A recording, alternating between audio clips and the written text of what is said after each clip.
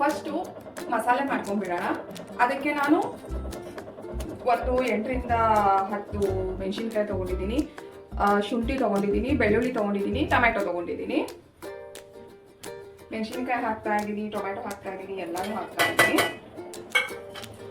ಆಮೇಲೆ ನಾನು ಪಾಲಕ್ ಮತ್ತೆ ಇದರಲ್ಲಿ ಪುದೀನ ಇದೆ, ನೀವು ಇಲ್ಲಿ ಕಾಣಿಸ್ತಿರ್ಬೋದು ಅಗೋ ಪುದೀನ. ಒಂದಿಷ್ಟು ಪುದೀನ, ಒಂದಿಷ್ಟು ಪಾಲಕ್ ತೊಗೊಂಡಿದ್ದೀನಿ. ಇದನ್ನು ನಾನು ಮಿಕ್ಸಿ ಜಾರಿಗೆ ಹಾಕ್ತಾ ಇದ್ದೀನಿ.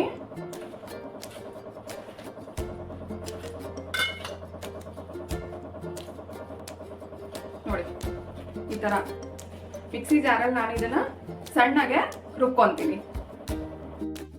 ಆಗ ನೋಡಿ ಈ ತರ ನಾನು ರುಬ್ಕೊಂಡಿದ್ದೀನಿ. ನನಗೆ ಒಗ್ಗರಣೆಗೆ ಈರುಳ್ಳಿ ಬೇಕು. 1-2 ಈರುಳ್ಳಿ ಹೆಚ್ಚಿಗೆ ಈ ತರ ಉದ್ದುದ್ದ ಈ ತರ ಹೆಚ್ಚಿಕೊಳ್ಳಿ. ಇದಕ್ಕೆ ನಾನಿವಾಗ ಪಲಾವ್ ಎಲೆ ಹಾಕ್ತಾ ಇದ್ದೀನಿ. ಇದಕ್ಕೆ ಅವಾಗಲೇ ಕಟ್ ಮಾಡಿ ಇಟ್ಕೊಂಡಿದ್ನಲ್ಲ ಈರುಳ್ಳಿ ಉದ್ದುದ್ದಕ್ಕೆ, ಅದನ್ನು ಹಾಕ್ತಾ ಇದ್ದೀನಿ. ಇವಾಗ ಚೆನ್ನಾಗಿ ಸ್ವಲ್ಪ ಫ್ರೈ ಮಾಡಿ ನಾವು ಅವಾಗಲೇ ರುಬ್ಬಿಟ್ಕೊಂಡಿದ್ನಲ್ಲ ಆ ಮಸಾಲೆ ಹಾಕ್ತಾ ಇದ್ದೀನಿ.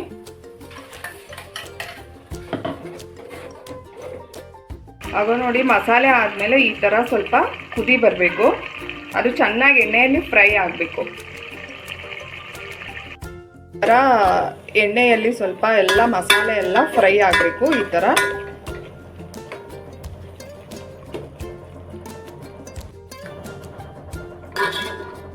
ನಾನಿವಾಗ ಇದಕ್ಕೆ ನೀರು ಹಾಕಿದ್ದೀನಿ. ಇದು ಸ್ವಲ್ಪ ಒಂದು ಕುದಿ ಬರಬೇಕು.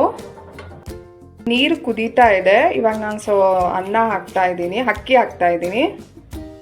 ನೋಡಿ ಇಷ್ಟು ಬೆಂದಿರುತ್ತೆ. ಇನ್ನೊಂದು 5 ನಿಮಿಷ ಇದೆ ಬೇಯಲಿಕ್ಕೆ ಅಂತ ಮಾಡಿದಾಗ ನಾವೇನು ಮಾಡಬೇಕು, ಇದಕ್ಕೆ ನಾನು ಒಂದು ಎಗ್ ಹೊಡೆದು ಈ ಥರ ಹಾಕ್ತಾ ಇದ್ದೀನಿ. ಇದ್ರ ಮೇಲ್ಗಡೆ ನಾನು ಸ್ವಲ್ಪ ಕೊತ್ತಂಬರಿ, ಪುದೀನ ಈ ಥರ ಎಲ್ಲ ಸ್ಪ್ರಿಂಕಲ್ ಮಾಡ್ತಾ ಇದ್ದೀನಿ.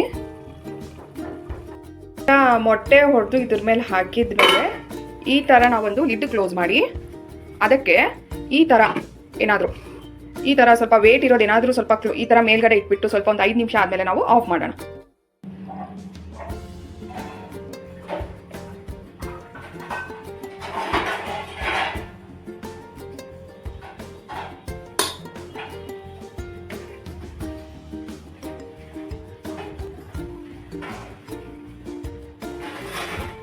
ಹೆಲ್ದಿ ಅಂಡ್ ಟೇಸ್ಟಿ ಮತ್ತೆ ಕ್ವಿಕ್ ಆಗಿ ಮಾಡುವಂಥ ಮೊಟ್ಟೆ ಬಿರಿಯಾನಿ.